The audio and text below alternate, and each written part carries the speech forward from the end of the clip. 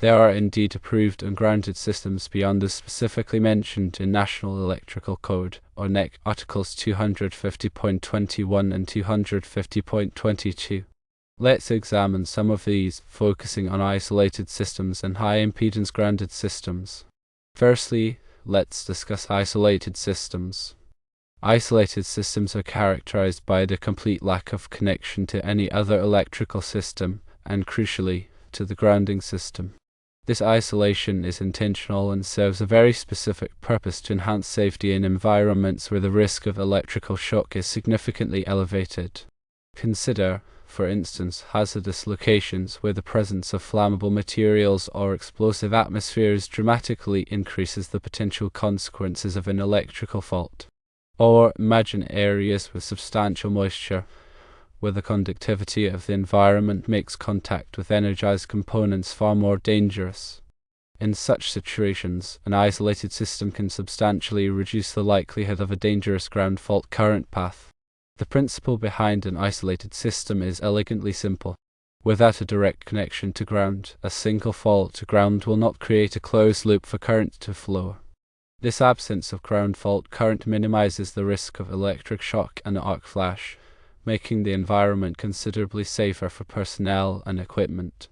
However, it is important to note that while a single fault may not immediately trip a circuit breaker or create an obvious hazard, the occurrence of a second ground fault on a different conductor within the same isolated system will create a closed loop, resulting in a fault current and potentially hazardous conditions. Therefore, diligent monitoring and maintenance are absolutely essential for isolated systems. Specialized ground fault detectors are often employed to identify and alert personnel to the presence of a first ground fault, enabling prompt corrective action before a second fault can occur. These detectors are highly sensitive and designed to respond to even very small leakage currents to ground, providing an early warning system that is crucial for preventing accidents. Now let's delve into high-impedance grounded systems. Unlike isolated systems, high-impedance grounded systems do incorporate a connection to the grounding system.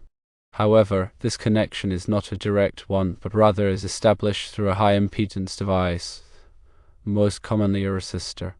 The strategic placement of this impedance serves to limit the amount of current that can flow through the grounding system in the event of a ground fault. The purpose of this current limitation is multifaceted.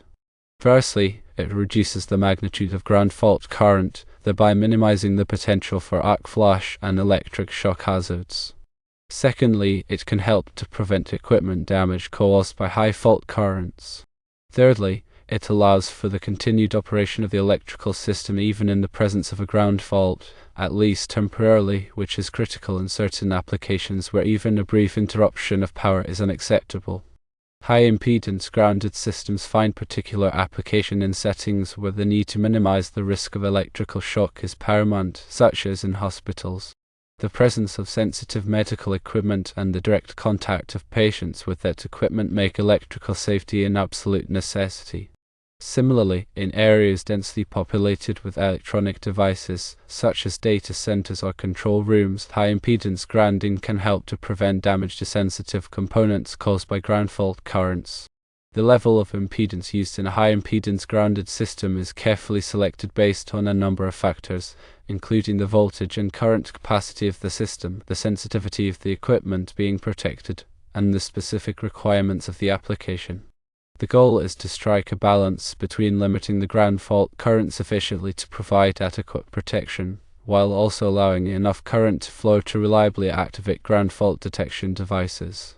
As with isolated systems, proper monitoring and maintenance are essential for high-impedance grounded systems. Ground fault detectors are used to monitor the current flowing through the grounding impedance and to alert personnel to the presence of a ground fault. The detectors used in high-impedance grounded systems are typically more sophisticated than those used in isolated systems, as they must be able to distinguish between normal leakage current and actual fault current. In addition to isolated and high-impedance grounded systems, there may be other specialized ungrounded systems approved for use in specific applications. However, these are typically less common and are subject to strict regulations and oversight. The ultimate decision regarding whether or not to install an ungrounded system rests with the authority having jurisdiction, or OJ. The AHJ is the regulatory body responsible for enforcing electrical codes and standards in a given area. This could be a local building inspector, a state electrical board, or some other similar entity. The AHJ will carefully consider a variety of factors when making a decision about an ungrounded system installation.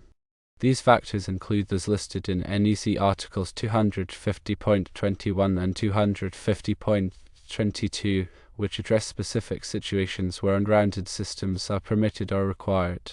The AHJ will also consider any other applicable codes and standards, as well as the specific characteristics of the installation in question.